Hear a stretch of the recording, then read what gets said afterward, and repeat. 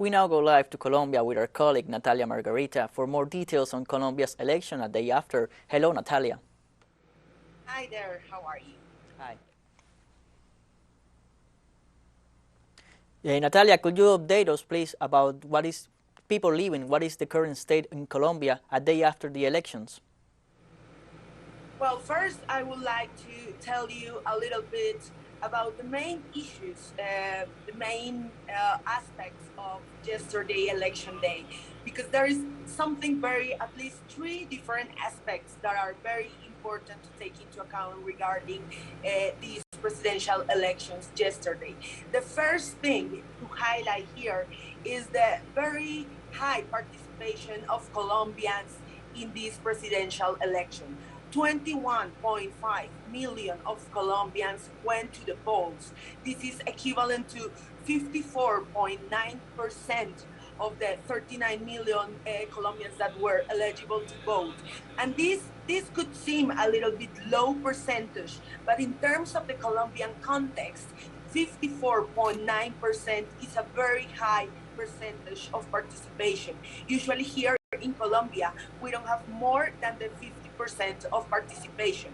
And this 54.9 is the highest participation in the last 20 years in a presidential election here in Colombia. So this is the first important thing to take into account. Secondly, is also how calm this election day developed yesterday.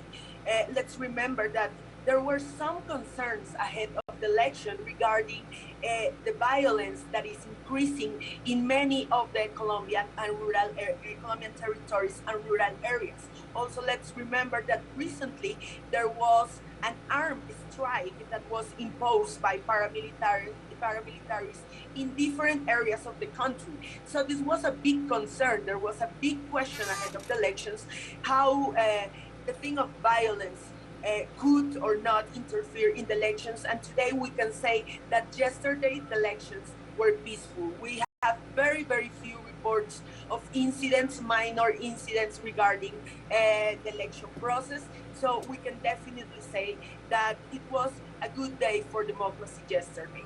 And in the third place, it's very important to highlight the high votation of the candidate from the left coalition, the left-wing coalition, Gustavo Petro.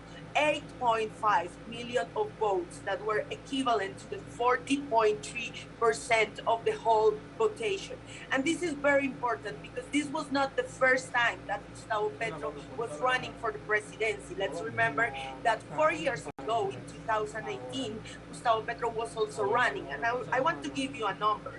In the first round, 4 years ago, he got 4.8 million votes, and in this first round this year, meaning yesterday, he got 8.5 million, meaning he almost doubled the votation of 4 years ago.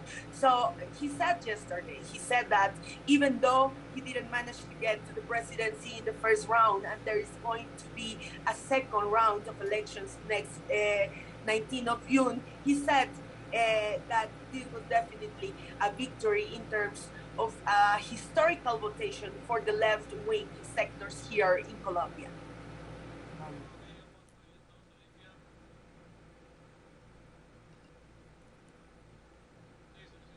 Thanks, Natalia, for this recent update on the current situation in Colombia. We're going to keep monitoring the situation, and we're going to have a special coverage, of course, for the second round.